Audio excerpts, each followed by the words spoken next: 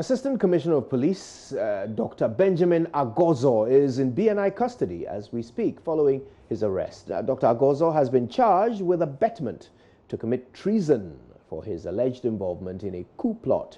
ACP Agozo's lawyer, Martin Kpebu, who spoke to Daniel Daze on News Desk, says the charge against his client is shambolic. He explained the charge is merely based on WhatsApp messages. As of yesterday night, at the time we started campaigning, yes, he was well. He was disappointed, really disappointed that in Ghana, which is a state much touted for its democratic credentials, he could be detained for comments he made on WhatsApp, a social media platform. So it's very disappointed. Very disappointed. You know, Daniel, the context is that he's a citizen. He only made a comment that Ghana has conditions right for an Arab Spring if there is a trigger. You know, Daniel, what is strange about it? All many citizens, including myself, we all take this in the context of exhorting government to take steps to provide more employment opportunities for the unemployed.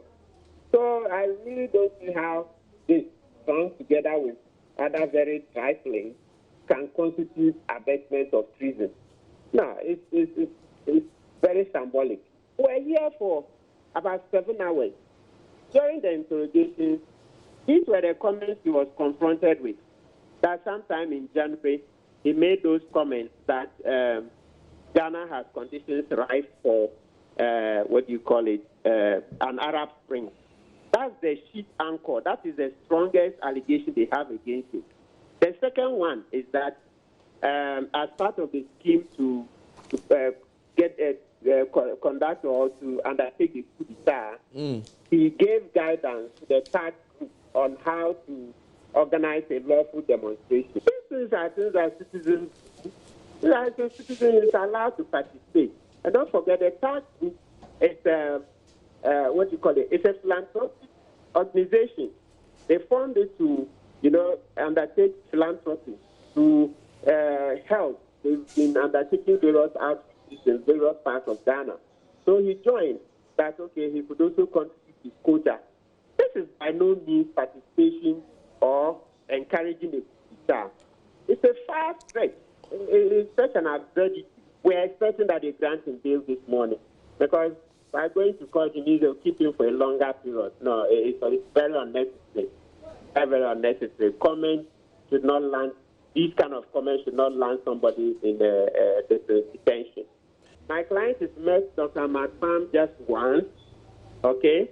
And then even at that meeting, this other police officer was present. The one who is standing on the ticket of the NDC for Laura, Superintendent Peter Trubu. Okay. Yes. So who did he send this WhatsApp message to? He sent it to the TAG platform. So he was on the TAG platform? Yes. Was he a member of the TAG group? Yes, so that one, yes. Dr. Agogo doesn't know about any military wing. He has no indication of any military wing. He's not on any platform that discusses any military takeover. So he has absolutely nothing to do with such an adventure. Right, let's try and get a bit more perspective on this issue as we speak to Colonel Festus Aboagye. He's a security analyst. Colonel Aboagye, thank you for your time. You're welcome. Interesting developments here. This is a rather senior police officer, a position of ACP. That actually qualifies him to be an IGP if the president was so minded. How serious and sensitive is it for someone of that caliber to be suspected of treason? Well, ordinarily it is serious. I mean, any discourse around allegations of treason are serious matters for any state. But that is in the theoretical sense. We need now to look at the actual context of the allegations. Now, from what the council has said and from other things that we know in the media since the story broke, it's very normal. It is state practice to investigate all forms of allegations to destabilize the state. And in the process of such investigation, the network expands along all sorts of tangents, to friends, to families, to acquaintances, to whatever it is. So, the fact that ACP Dr. Benjamin Agojo has been invited by the BNI by itself does not mean, and I would argue, wouldn't necessarily mean that he is part of the core clique. That is the core group that is alleged to have planned this, event. Now, I've got two anecdotes. In the late 70s, very early 90s, I was here in Accra as a lieutenant on detachment duties from Takoradi. One Monday morning, my officer commanding, who was a captain, was not at the office. I heard later that he had been picked up by military intelligence then, because a very bosom friend of his, also a military officer, was being surveilled by military intelligence for planning the coup. So when they picked him up, they picked up this officer, they picked up my officer commanding. At the end of the day, both of them were released for lack of substance or whatever it is. A bit later, I was then a captain on course here. A colleague of mine on the same course, who are all now retired, he retired as a brigadier general, was communicating with a certain officer by a certain name. But another officer with a similar name, one of the surnames was similar, was being surveilled by military intelligence. And he was misconstrued to have been in communication with this other officer who was under investigation. So they picked him up, but they released him. So once Dr. Agojo's name appears anywhere in the communication among the members of the platform, it is normal procedure, normal practice for him to be invited. But I argue, as indeed the council is saying, that the mere invitation by itself and the charges of abetment would not necessarily mean that Dr. Agojo was actually complicit or is complicit in the coup plot. All of these allegations and the charges need to be contested in court, on what lawyers call the rules of evidence. So that is my position now. I feel very sad that somebody like Dr. Agojo that I have known since 2008, and by extension, COP Aboagye that I have not even met yet, very good professional officers, should be drawn into this kind of, narrative. But I'm arguing that the state must be allowed to exhaust its processes, and the state must be cautious, careful, not to unduly, victimize persons because their integrity or professional integrity is going to be called into question. Colonel Aboagye, what we do know, according to ACP Agozo's lawyer, that he has admitted to, is the passing of a particular comment that, that conditions are rife in Ghana for an Arab Spring type uprising. Yes. Now, putting that next to the fact that the BNI, after questioning him, have chosen to actually keep him locked up in custody. Does this point to you in your experience as a security analyst that perhaps the state considers ACP Agozo to be some sort of security risk at this point? In many of my responses, I have stated that the state is not always in the correct, or it's not always in the right. The state can be in the wrong. So we must not assume that because a state or the state charges anybody with abetment to any crime, that the state necessarily has made its case. You see, I find that line of argument very troublesome. Now, I wouldn't mention his name, but a senior member of the Parliament of Ghana appeared in the media cautioning that Ghana must be careful that we don't run into civil strife. So what Dr. Ben Agojo is purported to have said, Arab Spring references, that this country is ripe for XYZ, that this country is being ruined by NDC MP, are statements that you hear from all manner of people in the media spaces of this country.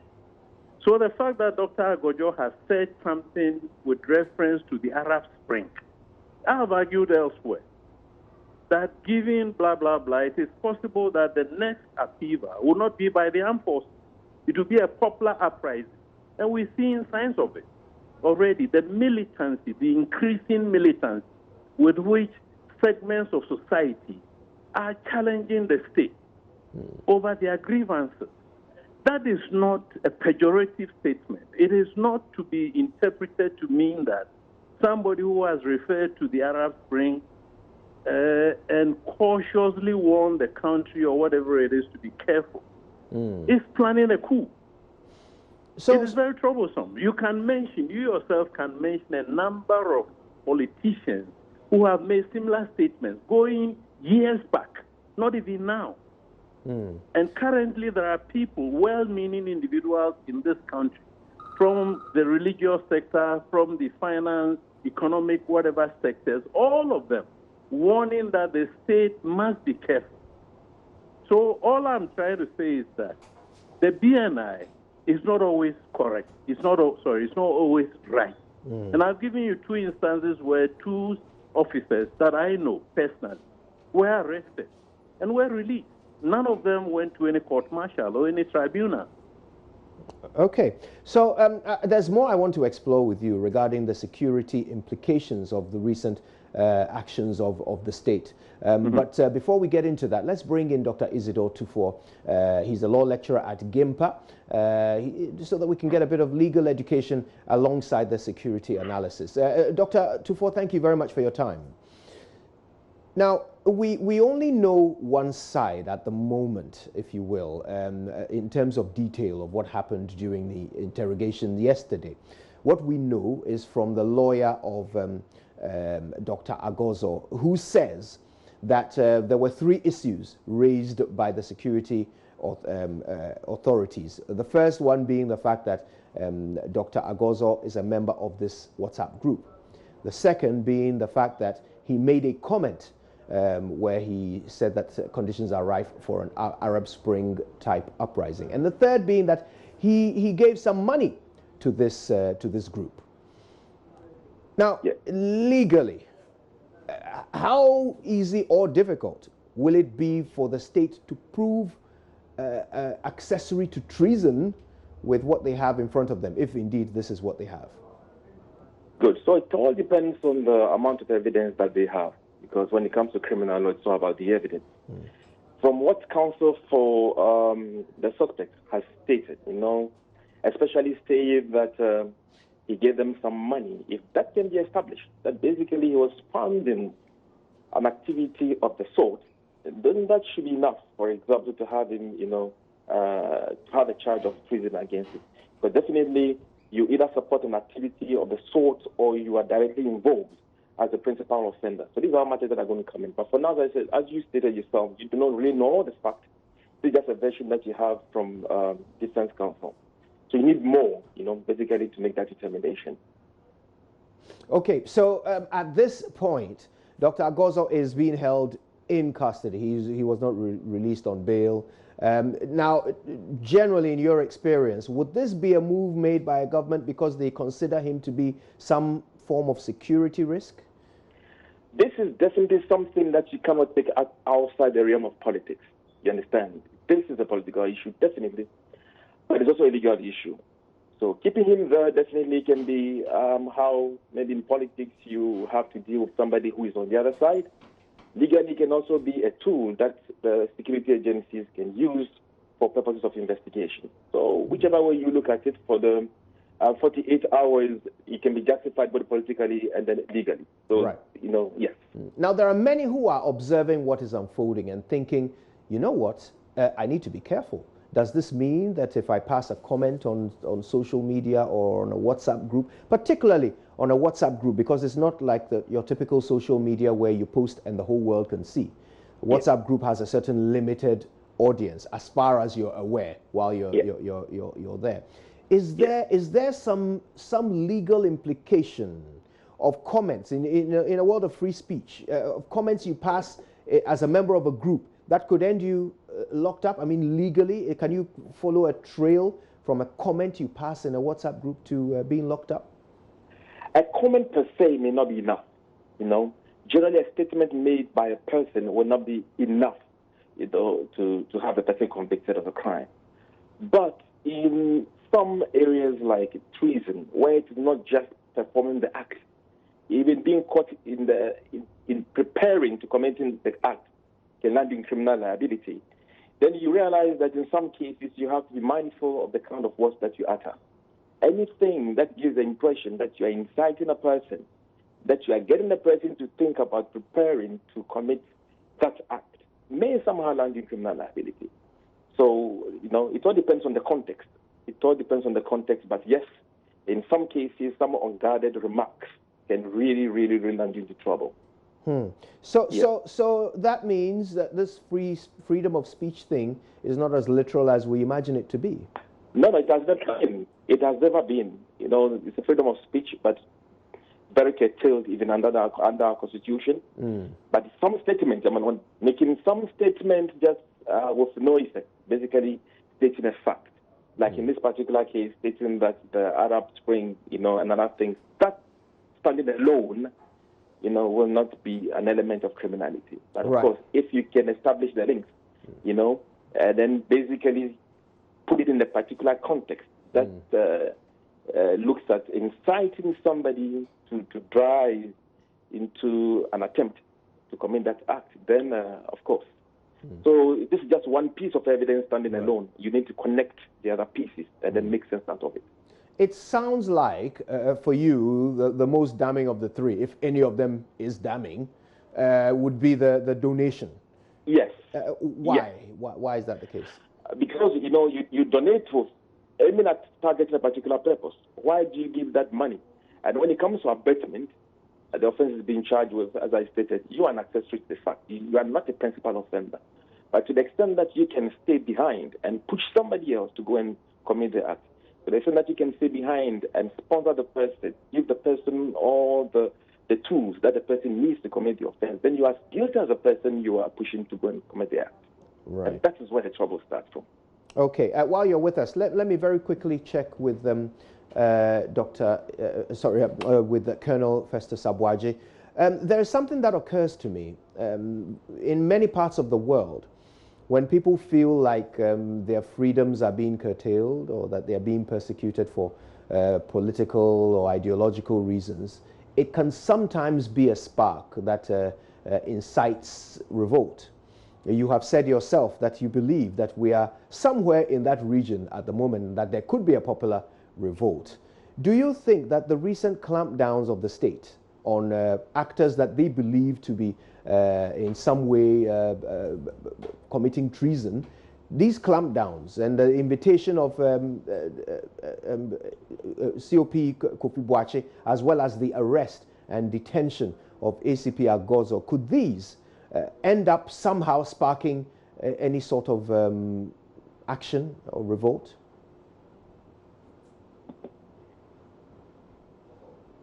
Trying to suggest. And indeed, the discussion that we're making is not a precise art or science. In other words, we may be seeing signs of militancy within society, but that wouldn't necessarily mean that it could escalate to the point where we wake up one morning and segments of society have ganged up and, it leads from one stage to the other, as we've seen in Lebanon, as I think, is it Chile, and so on and so many places at this time in the world are seeing that kind of groundswell. But at my age, I am seeing that there is increasing militancy, not necessarily holding weapons and so on, but the vehemence with which segments of society are taking government to task over grievances are increasing. And it didn't start today. It started many, many years back. So we cannot predict that if we're not careful, Ghana is going to be overthrown by a popular upheaval. But it behoves on the government or the state, and we say this elsewhere, to try and address the root causes, those structural causes that, provide the grievances for people, to do that kind of stuff. Now, the question of the donation, I haven't got the facts. But I think what I heard is that he donated for a certain civic action program. So, if you donated for a civic action program and it's misapplied, for instance, would that in legal terms mean that you have directly contributed to? Indeed, as I speak with you, there is a colleague of mine, a very senior professor of political science, who was organizing something and was mobilizing funds, call it crowdfunding or whatever it is. And I sent him 50 Ghana cedis. Let's assume that we woke up tomorrow to be told that, look, first, the money that you gave to this professor of political science was actually not meant for bringing people together to do X, Y, Z, but actually that he was mobilizing funds for something of a treasonable nature. So we need to be very, very careful and test the evidence that the state has in a court of law. That is the only place where we will know whether there is merit in the case that the BNI, that is the state, is bringing against, Dr. Aboagye or not. But my little experience tells me that this is not the first time. And I'm saying that let us allow the state, to actually perform its function of protecting the state. But in so doing, the state must equally be careful that it does not unnecessarily victimize, innocent citizens. Right. This is how I think we should wrap up. Thanks a lot. Thank you very much for your time, Colonel Festus Aboagye and Dr. Isidore Tufo. We appreciate your contributions.